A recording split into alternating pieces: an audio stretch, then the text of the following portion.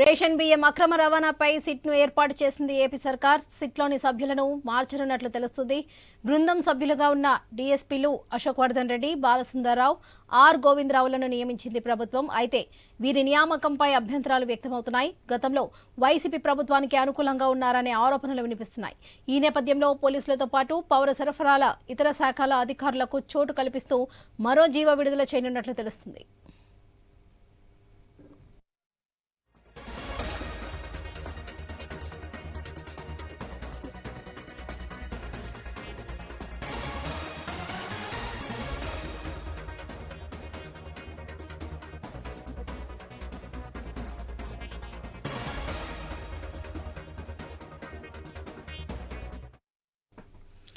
Ration బియ్యం అక్రమ రవాణాపై సిట్ను ఏర్పాటు చేసింది ఏపీ సర్కార్. సిట్లోని సభ్యులను మార్చనున్నట్లు తెలుస్తుంది. బృందం సభ్యులుగా ఉన్న డీఎస్పీలు అశోక్ వర్ధన్ రెడ్డి, బాలసుందర్రావు, ఆర్ గోవిందలను నియమించింది ప్రభుత్వం.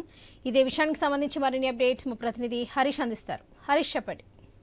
రేషన్ బియ్యం అక్రమ రవాణాకు సంబంధించినటువంటి వ్యవహారం ఏపీలో ప్రకంపనలు సృష్టించినటువంటి నేపథ్యంలో దీనిపైన విచారణకి సిట్ని ప్రభుత్వం నియమించింది. అయితే సిట్ లో ఉన్నటువంటి సభ్యులు ఎవరైతే ఉన్నారో వాళ్ళపైన కొంతవరకు కూడా గత ప్రభుత్వానికి అనుకూలంగా వ్యవహరించారన్నటువంటి ఒక ప్రచారం అయితే ఉంది. సో దాని నేపథ్యంలో ఇప్పుడు వచ్చినటువంటి అభ్యంతరాలను దృష్టిలో పెట్టుకుని ఇప్పుడు ఈ వ్యవహారానికి సంబంధించినటువంటి అంశాలపైన యంత్రాంగం కూడా ప్రత్యేకమైనటువంటి దృష్టి సారించింది. అందులో భాగంగానే సిట్ టీమ్ ని మరోసారి మార్చేటువంటి అవకాశం కనిపిస్తుంది. ఇప్పటివరకు ఉన్నటువంటి సిట్ టీమ్ కు బదులు అందులో ఉన్నటువంటి కొందరు సభ్యులను మార్చేందుకు ప్రయత్నాలు జరుగుతున్నాయి. అందులో భాగంగానే ఇప్పుడు సిట్ టీమ్ కు సంబంధించినటువంటి మార్పులు చేర్పులు ఉండేటువంటి అవకాశం ఉంది. దీనిలో భాగంగానే త్వరలోనే తాజాగా నూతన సిట్ టీమ్ తో మార్పులు చేర్పులు చేసినటువంటి నూతన సిట్ టీమ్ తో సభ్యులను కూడా ఉంచేటువంటి అవకాశం కనిపిస్తుంది. సో ఇప్పుడు ఈ అంశానికి సంబంధించినంత వరకు కూడా జరిగేటువంటి పరిణామాలు ఎలా ఉండబోతున్నాయి, రాజకీయంగా కూడా ఈ వ్యవహారం తీవ్ర సంచలనంగా మారినటువంటి నేపథ్యంలో ఈ వ్యవహారానికి సంబంధించినంత వరకు కూడా రాబోయేటువంటి రోజులు అనుసరించేటువంటి విధానానికి సంబంధించి సిట్ ఏర్పాటు తర్వాత వాస్తవాలను బయటకు రావాల్సినటువంటి సిచ్యువేషన్ ఉంది. కాబట్టి ప్రభుత్వం ఈ వ్యవహారాన్ని ప్రతిష్టాత్మకంగా తీసుకుని వేణుగోపాల్ జిల్లా లాంటి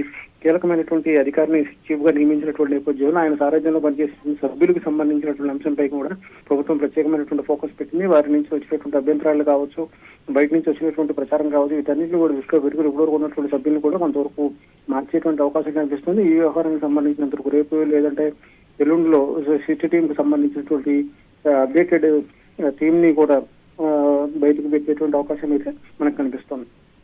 రైట్ హరీష్, థ్యాంక్ యూ.